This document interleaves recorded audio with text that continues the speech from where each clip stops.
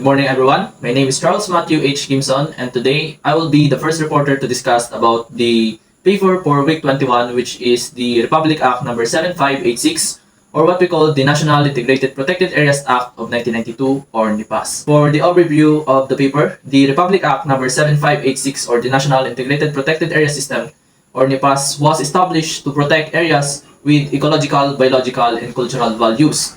So for its significance, it is to conserve biodiversity, ensure sustainable resource use, and enhance ecosystem services. It is also enacted in June 1, 1992. For the Section 1, the title of the Act, this Act shall be known as the National Integrated Protected Area System Act of 1992. It sets the foundation for all future initiatives under NIPAS. So moving on to the Section 2, the Declaration of Policy. Dito natin malalaman kung ano ba yung mga nakapaloob sa kanya as well as kung bakit siya nabuo. So let's start. So from impact of the human activities, acknowledges the negative effects of population growth, resource exploitation, and industrialization on the environment. So kabilang dito sa paper na to, ang ina-acknowledge nito yung mga negative effects of the human activities such as the population growth, resource exploitation, and industrialization on the environment. Kasi ito yung mga nakaka-apekto sa pagkasira ng ecosystem as well as yung pagkaubos ng mga resource or pinagkukuha natin ng mga pang-araw-araw na pangailangan. So next is the state policy, ensures the perpetual existence of native plants and animals for present and future generations through protected areas. So under this act also recognizes the existence of native plants and animals. So dapat nga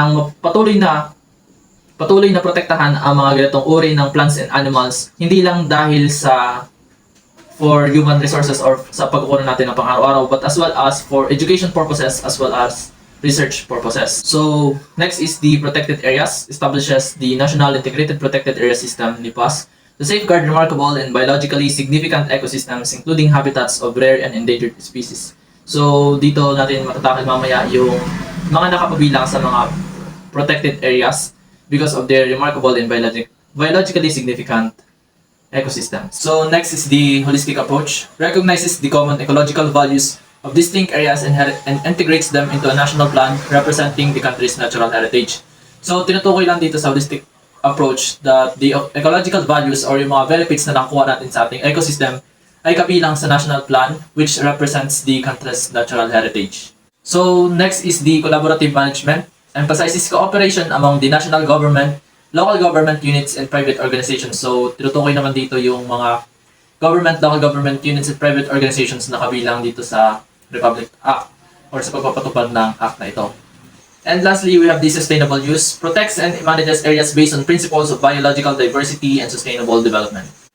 So, moving on to Section 3, the categories. So, ito yung mga tinutukoy ko sa inyo kanina na mga protected areas na under this Act. So, we have the Strict Nature Reserve, Natural Park, Natural Monument, Wildlife Sanctuary, Protected Landscapes and Seascapes, Resource Reserve, Natural Biotic Area, and other categories established by law conventions or international agreements which the Philippine government is a signatory. So moving on to Section 4, the definition of terms, we have the National Protected Area Systems or NIPAS.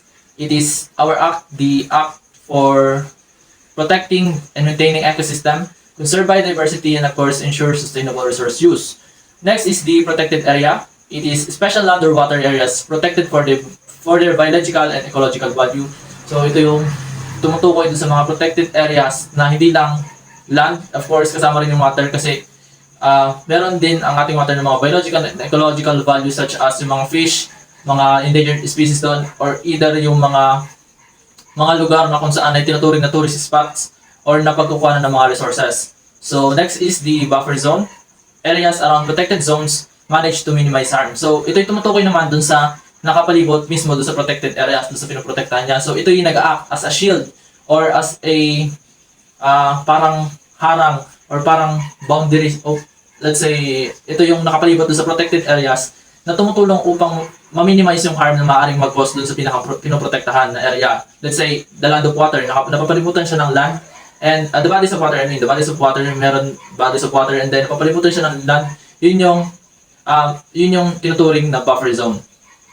So next is the indigenous cultural community, groups with shared traditions and long-standing ties to specific territories. Dito naman sinasabi naman dito yung mga katutubo na kung saan ay matagal na naninirahan, mas matagal pa sa atin naninirahan sa mga specific na territory or lugar.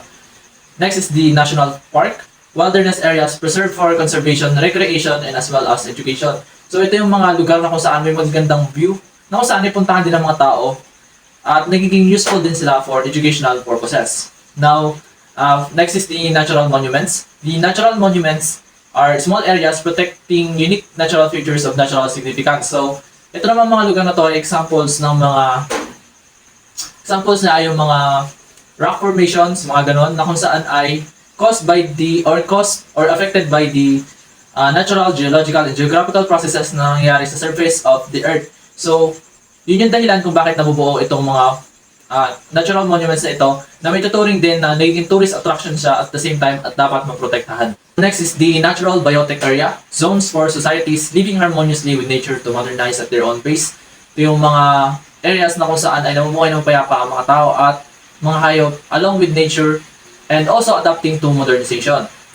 Next one is the natural park, large areas untouched by human activity, protected for their scenic and scientific values. Next is the protected landscapes or seascapes, areas showcasing harmonious human-nature interaction, supporting recreation and tourism. So, ito rin yung mga areas na kung saan ay mapayamang nabubuhay din ang mga tao along with nature and also nagiging tourist attraction din siya at the same time. The next one is resource reserve, remote areas reserved for future use, preventing immediate exploitation. So, from the word itself, resource reserve, ito ay mga areas na kung saan ay naka-reserve. It has resources na naka-reserve for future use or for future generation. Next is the strict nature reserve, ecosystems preserved in their undisturbed state for scientific and conservation purposes. So, ito yung mga areas of ecosystems na kung saan ay naka-preserve and undisturbed by human activities for scientific and conservation purposes. Next is the tenured migrant communities, communities living in and relying on protected areas for at least 5 years before their designation. So, tumutukoy ito sa mga tao na naninirahan, sa mga communities or tao na naninirahan sa protected areas bago pa ito tawagin protected areas. Or naninirahan sila for at least 5 years bago pa ito tawagin protected areas. And lastly, we have the wildlife sanctuary, areas preserving important species and habitats sometimes requiring human intervention. So, ito tumutukoy ulit sa mga areas na kung saan ay required of protection because it has species and habitats that require human intervention. So, moving on to section 5, establishment and extent of the system. So, we have the initial components. All existing national parks, wildlife sanctuaries, reserves, and similar areas before this act are included in the system and governed by the laws. So, tinutukoy lang dito sa initial components na kasama tong mga all existing national parks, wildlife sanctuaries, and reserves and similar areas na to even before hindi pa naipapatupad tong act na to. So, yun tinutukoy lang dito, kasama sila. Then, next is the mapping protected areas.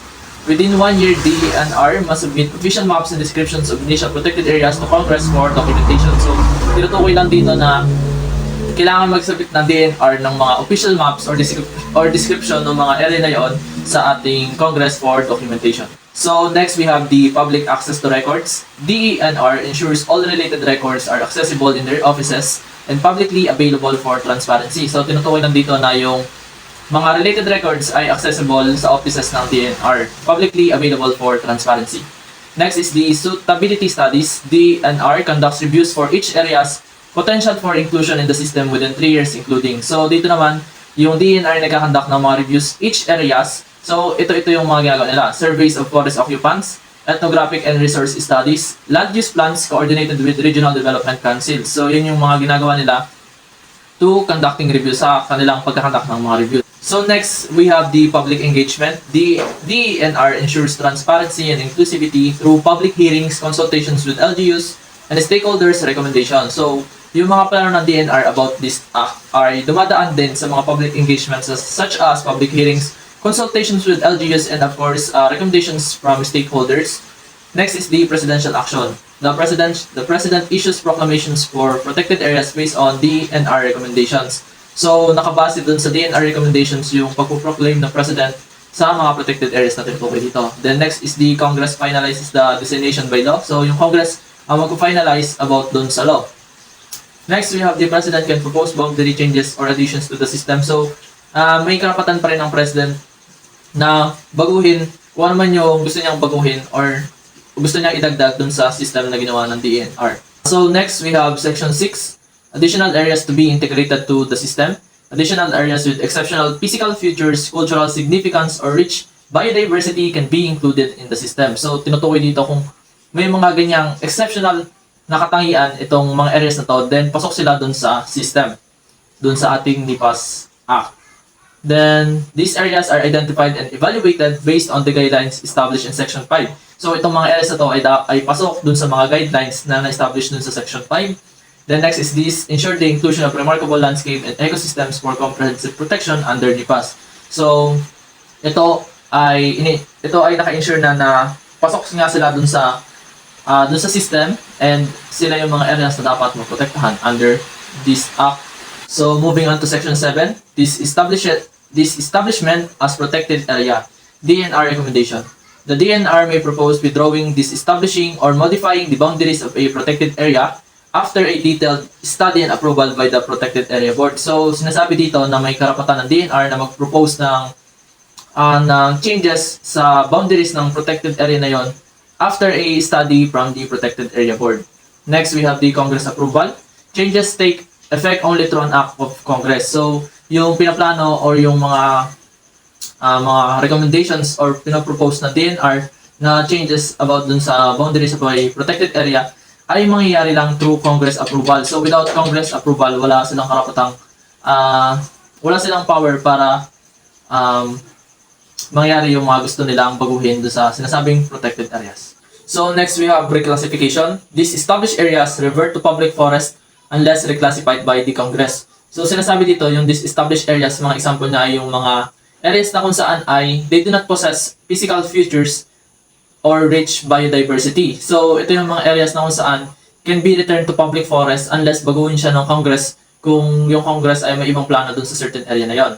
Next, we have the alternative use. The DNR may recommend transferring these established areas to other government agency for national priority programs. So, yung mga areas nga na yun na they do not possess the characteristics or physical features or rich biodiversity can be transferred to other government agencies. Kung may mga, tulad na sabi dito, national priority programs, kung may mga programs sila na may paggagamitan ng mga certain areas na yun, so they can pass. So, the DNR may pass that certain area to the other government agencies. Moving on to section 8, the buffer zones. Peripheral buffer zones will be established around protected areas to prevent harmful activities. These zones protect the core areas from direct and indirect damage. Each protected areas management plan will include designated buffer zones. The DENR has the authority over both the protected areas and their associated buffer zones as per the Act. So tinutukoy nga dito yung buffer zones na discuss ko sa inyo kanina. Yung mga nakapalibot doon sa mismong protected areas na kung saan ay sadyang nakalagay yun doon upang to prevent harmful activities from direct and indirect damages, yung mismo protected areas. And then each protected area should have their designated buffer zones. And then lastly is the DNR has the authority for both protected areas and also for their associated buffer zones. Moving on to section 9, management plans. This section outlines the creation of a general management strategy for protected areas, focusing on innovative techniques such as zoning, buffer zone management, habitat conservation, and biodiversity protection.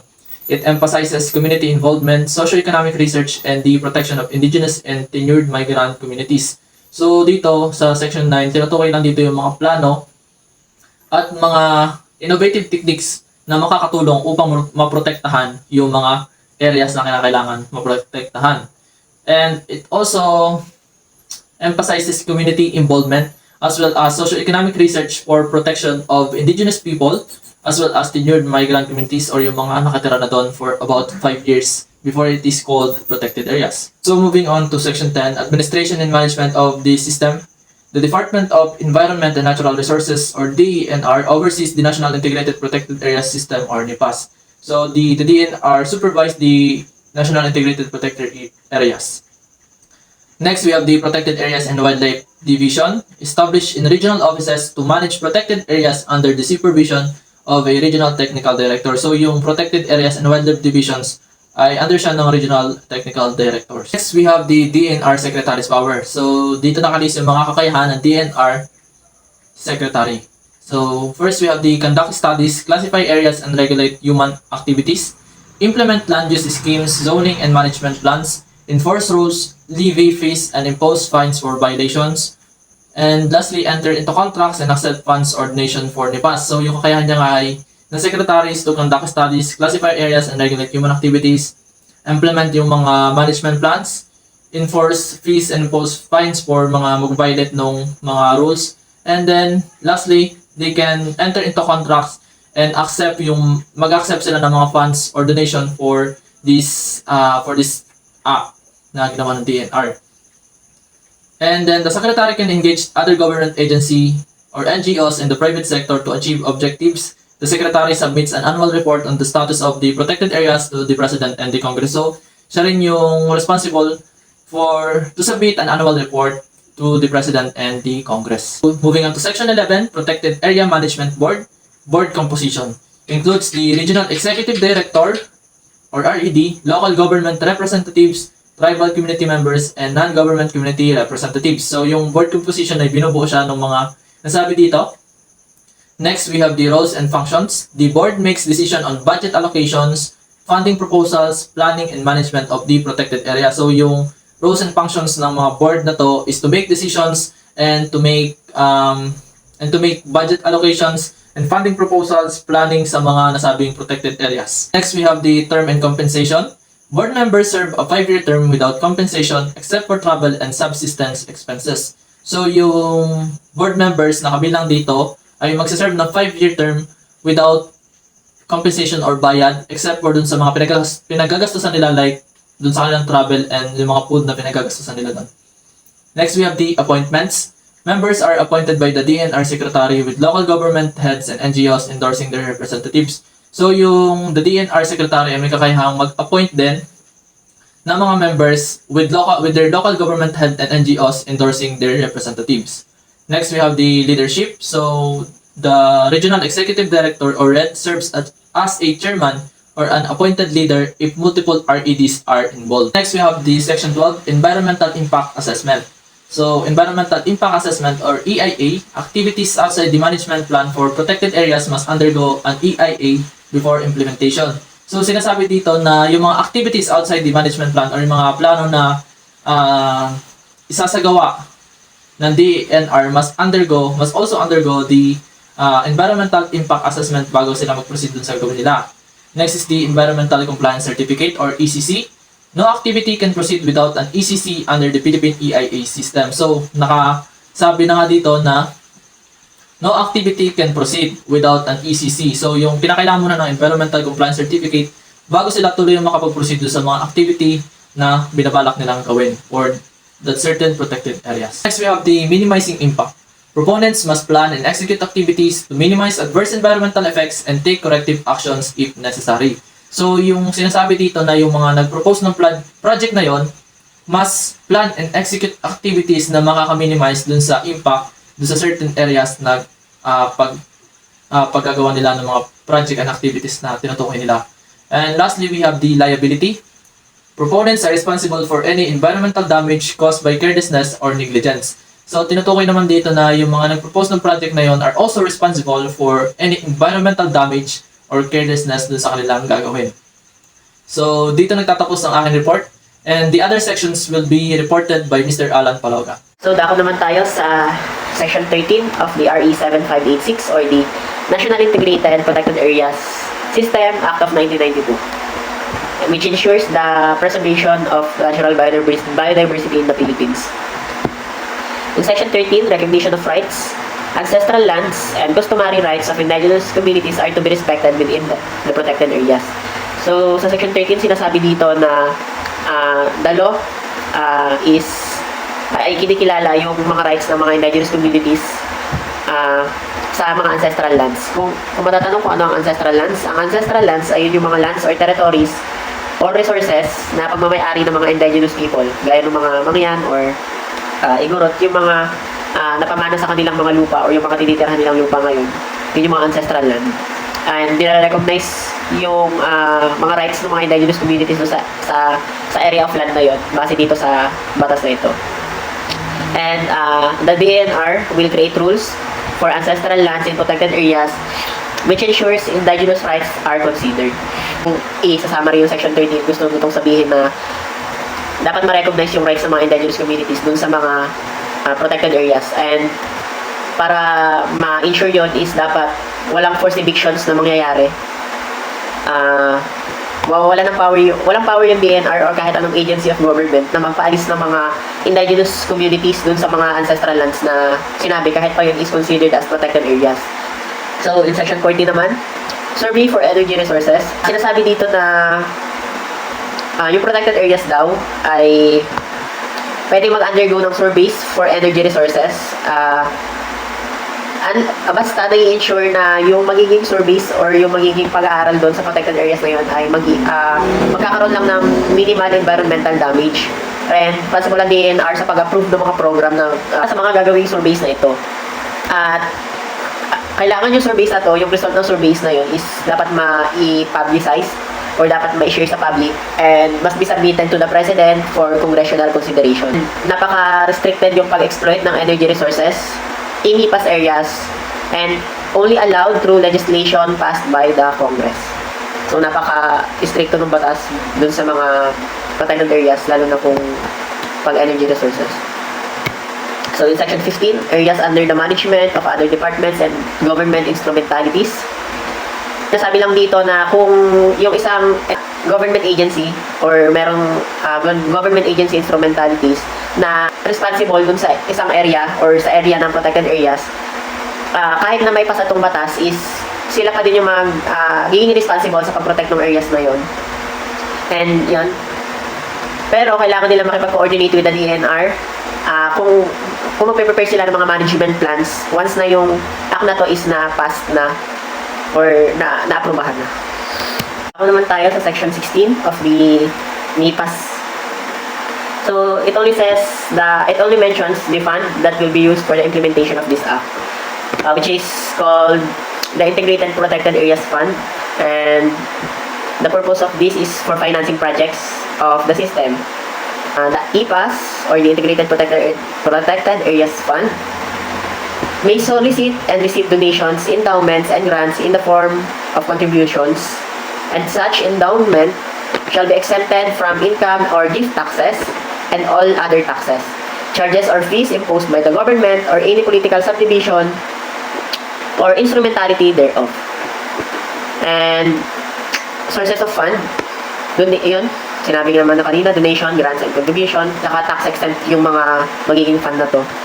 And taxes on permitted sale and export of flora and fauna. So yung kung ano ba yung flora and fauna, yun yung mga base sa na-research ko is yun yung mga halaman or animals na napakinabangan sa protected areas na yun. Kumbaga is sinasabi dito na yung sources ng fund is nakukuha dun sa mga binentang halaman na nakuha dun sa mga protected areas na yun or mga resources na nakuha dun sa area na yun. Use of fund disbursement are for the protection, maintenance, and management of protected areas as well as approved project endorsed by the protected area management boards. Naman tayo sa Section 17. Annual report to Congress. This only says that the DNR is required to submit an annual report to the President and the report is then forwarded to Congress for review. Kung ano yung content ng reports? Status of National Integrated Protected Areas System, regulations in force, at saka other relevant information and recommendations for improvement. Yun. In Section 18 naman, field officers includes officials, technical personnel, forest guards, and deputized persons by the DNR. Ang gawain naman itong mga field officers na to is to investigate and search premises and buildings and make arrest for violation of laws and regulations related to protected areas. Section 19, special prosecutors. The Department of Justice shall designate special prosecutors to prosecute violation of laws, rules, and regulations in protected areas. So, dako tayo sa Section 20, which is the prohibited acts. Unang-una, syempre yung illegal hunting, destroying, disturbing, or mere possession of any plants or animals or products derived therefrom without a permit from the management board. So, bawal mag-hunting or manghuli or kumuha ng products, animals or plants man ito doon sa mga protected areas na yun nung walang pahintulot ng management board. Waste disposal, dumping, waste harmful to the area or its inhabitants. So, lagi namang bawal to, no? Yung dispose ng mga waste sa hindi tamang tapunan. So, kung nagtapon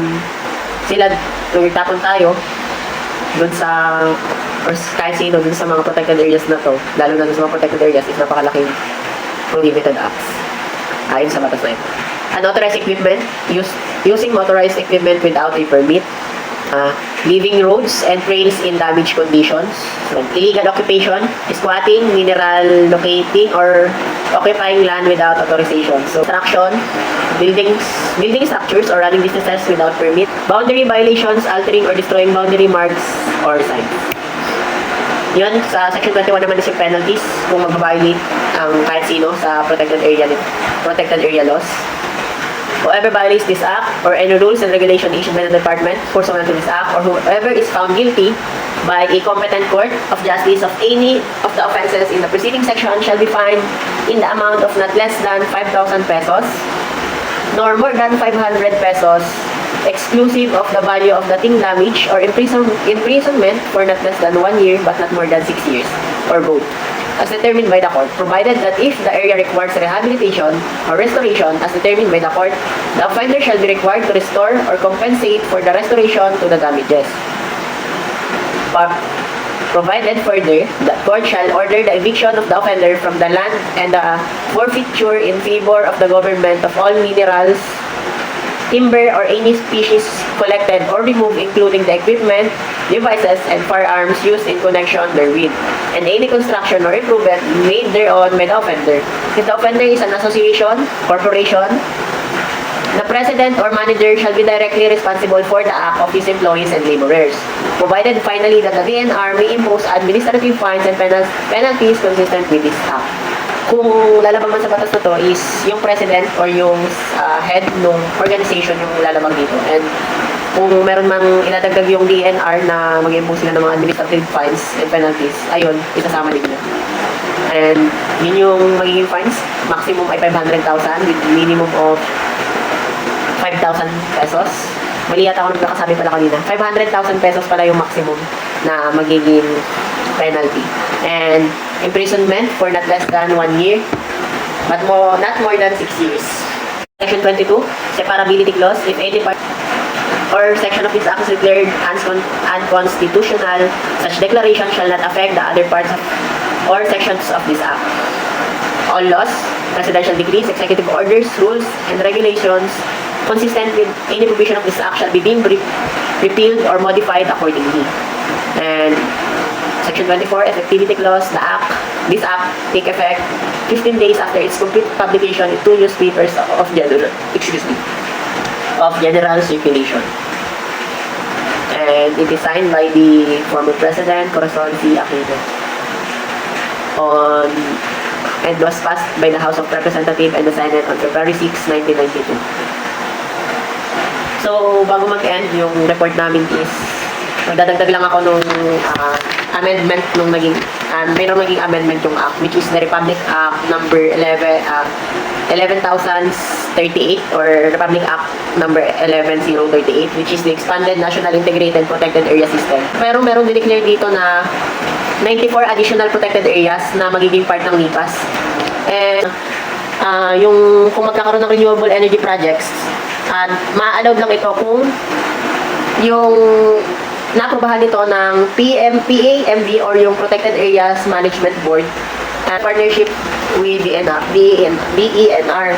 So, doon kasi sa Section 14, dito sa lumang batas is sa RA 7586 is wala ditong na-mention na kailangan ng approval from PAMB. And nakalagay lang dito na sa DENR lang dapat, sa DENR lang yung na-mention na dapat merong approval. So, ayun, naidagdag lang din yun. Tapos, sa Section 14, nung RA 1138 and na-amended lang yung sa Section 15 dito sa RA 7586. Dito sa Section 15 areas under the management of other departments and government instrumentalities, nadagdagan lang yung gawain ng mga government agencies na merong mga hinahawakang protected areas na responsible sila doon.